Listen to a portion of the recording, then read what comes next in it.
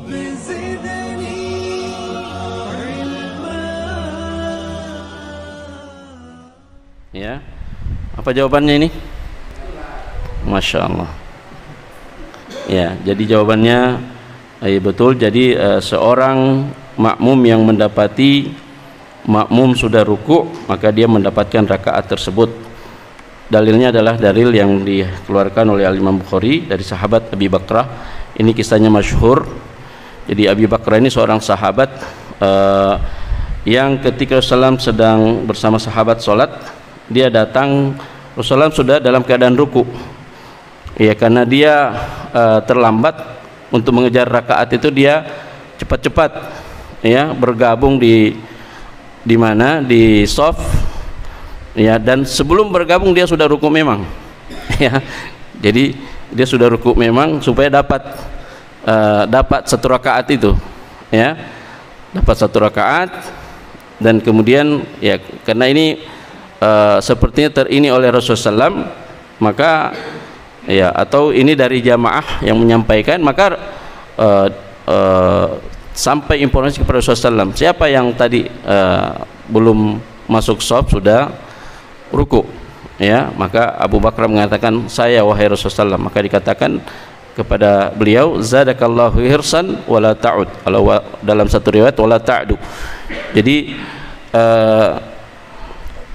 riwayat pertama, zadakallahu hirsan wala ta'ud, semoga Allah menambah semangatmu ya, keinginan kuatmu untuk kebaikan, artinya tidak mau terlambat dalam sholat. Wala ta'ud, dan jangan ulangi ya, jangan ulangi lagi seperti itu ya. Ya, mungkin ada yang seperti itu jamaah ya, karena mau tidak ketinggalan, maka belum bergabung juga, belum juga berdirinya ini ya, sudah ruku memang ya. Jadi sambil ruku, sambil ngendap-ngendap ke shaf. Kemudian riwayat kedua, zadakallahu hirsan wala ta'du ya, semoga Allah memberikan kepadamu hirs, keinginan yang kuat untuk kebaikan, wala ta'du, maksudnya la ta'du itu jangan tergesa-gesa ya. Dimana wajh dalalanya di sini adalah bahwasanya Rasulullah hanya menegur dan menasihatinya, tidak memerintahkannya untuk menambah rakaat ya, tidak menyuruh Abu Bakar untuk menambah rakaat salatnya, menunjukkan bahwa dia sudah melengkapkan, sudah menyempurnakan salatnya ya, dengan dia ruku seperti itu. Kemudian, betulkah ada larangan mengeraskan bacaan Al-Quran pada saat yang lain ya? Pada saat yang lain maksudnya mungkin ada orang lain yang sedang baca Al-Quran pada saat yang sama, mungkin ya, sedang baca Al-Quran atau sedang sholat sunnah ya. Pada riwayat dari Abu Dawud dan dari imam-imam yang lain, dari Abu Sa'id, bahwasanya Nabi SAW pernah suatu ketika sedang beriktikaf, dan tiba-tiba beliau mendengar orang-orang pada waktu malam sholat dengan saling mengeraskan bacaannya. Maka Rasulullah menyingkap tabir mu'takafnya, tempat dia iktikaf, dan kemudian menegur para sahabat dan mengatakan, ya, kullukum yunaji rabbah, setiap kalian ini sedang bermunajat dengan Rabbnya, fala yu'dhi ba'dukum ba'dha ya, maka janganlah sebagian di antara kamu mengganggu sebagian yang lain ya.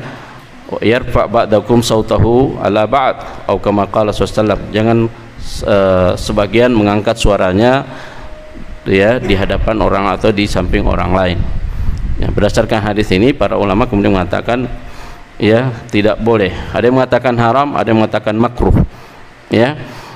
Ketika ada orang sedang beribadah lalu kita mengangkat suara kita, apakah kita sedang membaca Al-Quran atau kita juga sedang sholat dengan suara yang jahar ya. Begitu juga dengan orang yang di samping kita, apakah dia sedang membaca Al-Quran juga, sedang berzikir, atau apalagi sedang sholat ya. Kullukum yunaji rabbah, sebab setiap kalian itu sedang beribadah kepada Allah Subhanahu wa ta'ala.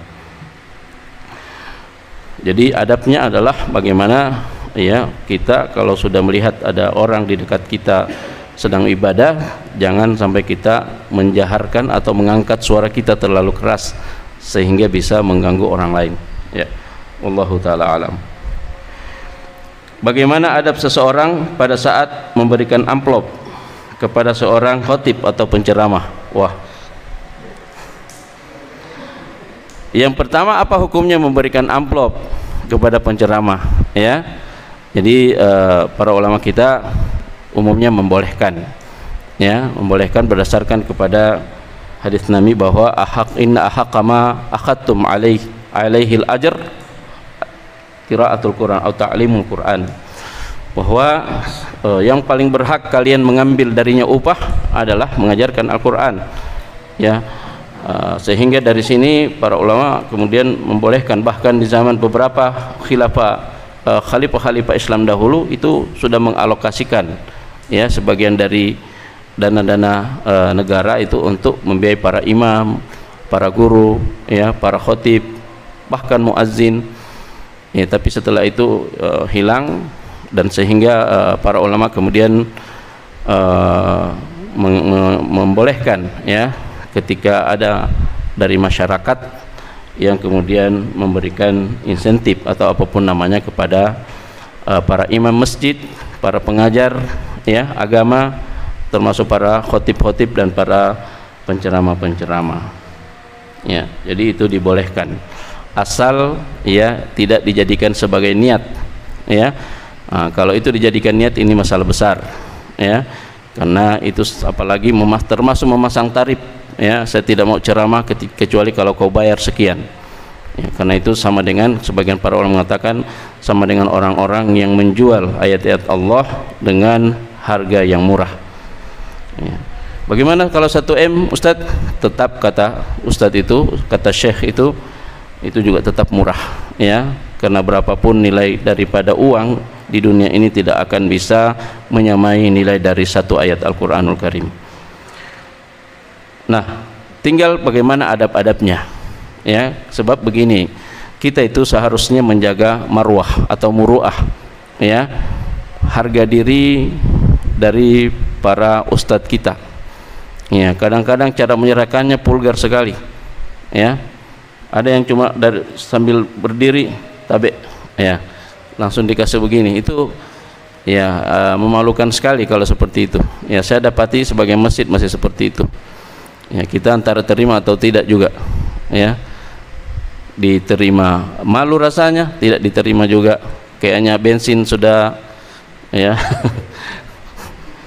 Ya, jadi dengan sedikit agak ini ya, ya Allah musta'an ya.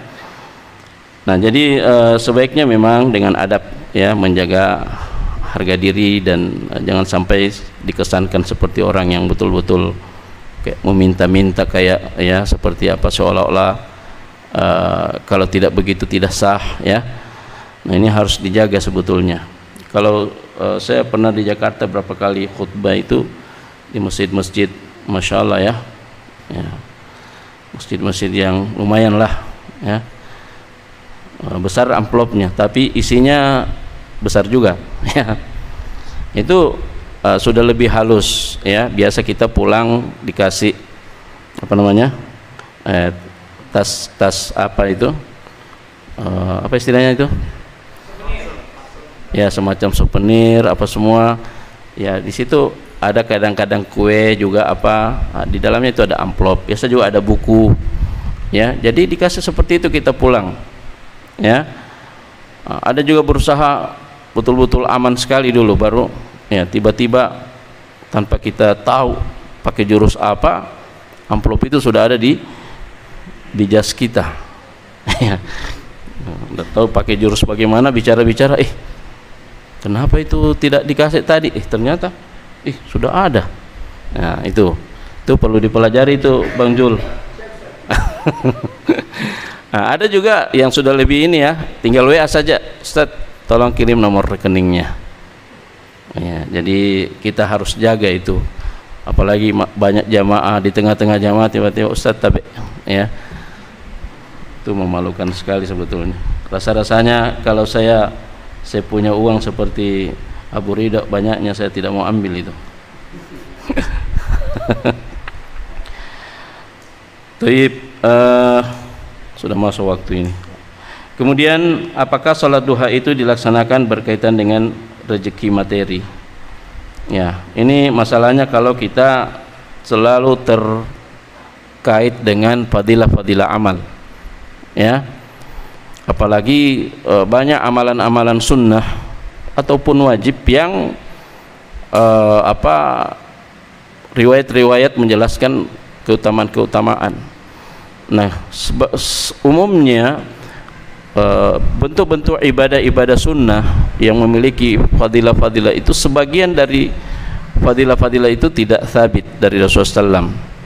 Ya, umumnya setiap macam ibadah itu ada hadis yang bermasalah yang menjelaskan keutamaannya.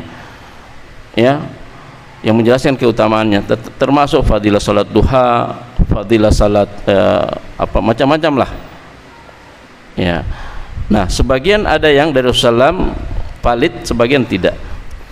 Ya, intinya bahwa kalau ada fadilah-fadilah seperti itu, selama dia benar, maka tidak ada masalah kalau kita punya obsesi dan termotivasi dengan itu. Ya, termotivasi itu sebagai motivasi, seperti salah satu hadis yang terkait dengan fadilah salat duha itu, ya, ketika Rasulullah mengatakan, ya, bahwa Rasulullah menjamin akhir daripada kehidupan kita di siang hari. Artinya apa? Allah menjamin bagi kita terpenuhi kebutuhan-kebutuhan kita. Ya, terpenuhi kebutuhan-kebutuhan kita. Ini kan kaitannya dengan persoalan kebutuhan duniawi, ya.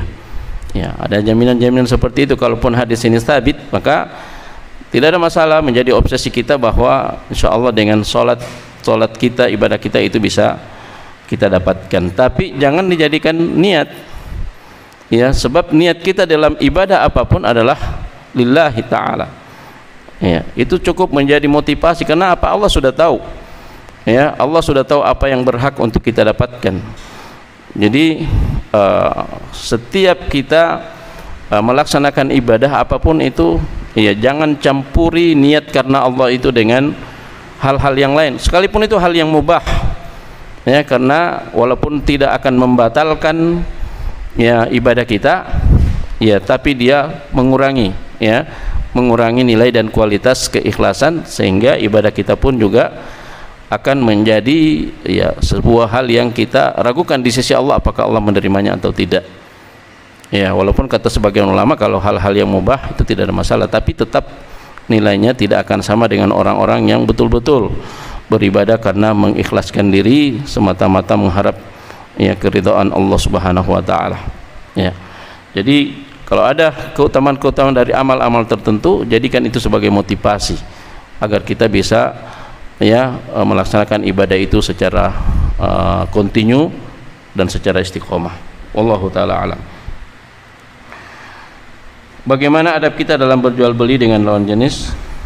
Ya, adab-adab dalam bermuamalah secara umum, ya, secara umum dalam hal bermuamalah, bertaamul dengan lawan jenis berlaku dalam segala hal, ya, dalam masalah dalam hal pengajaran, pendidikan, belajar mengajar, dalam di pasar, di toko, ya, jual beli, ya, berlaku adab-adab yang kita sudah ketahui, ya, batasan-batasan interaksi dan pergaulan antar lawan jenis yang bukan mahram, ya, seperti menjaga tetap menundukkan pandangan, ya, dan kemudian tidak berbicara kecuali hanya hal-hal yang dibutuhkan, hal-hal yang diperlukan, dan menjaga jangan sampai terjadi khalwat, ya, dan segala hal yang kemudian bisa menghadirkan nafsu dan kemudian membuat fitnah.